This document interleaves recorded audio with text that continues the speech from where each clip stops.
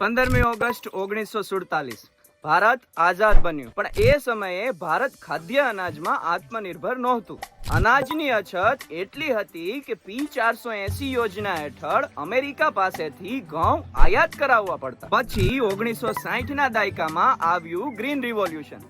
Hybrid બીજ, ખાતર અને સિંચાઈથી ઘઉં ચોખાનું ઉત્પાદન વધ્યું. 1950માં ભારતનું અનાજ ઉત્પાદન માત્ર 50 મિલિયન ટન હતું, જે આજે વધીને 325 મિલિયન ટન થી પણ વધુ છે. પછી આવી કપાસની ક્રાંતિ. ખાસ કરીને ગુજરાતમાં 2002માં બીટી કપાસ આવ્યા પછી કપાસનું ઉત્પાદન બમણું થયું. આજે ભારત વિશ્વનો સૌથી મોટો કપાસ ઉત્પાદક છે, જેમાં માત્ર ગુજરાત 30% થી પણ વધુ યોગદાન આપે છે. તેલીબિયામાં પણ ગુજરાત આગળ છે. ભારતના કુલ સિંગદાણાના ઉત્પાદનમાં 46% ફક્ત ગુજરાતમાંથી આવે છે. એટલે કે આઝાદી પછી આજ સુધી આ 78 વર્ષમાં ભારતે કૃષિમાં એક પછી એક ક્રાંતિ કરી અને આજે ખાદ્ય અનાજમાં ભારત આત્મનિર્ભર છે. આઝાદીના આ દિવસ ઉપર સલામ કરીએ ભારતના ખેડૂતોને અને ગુજરાતની ધરતીને.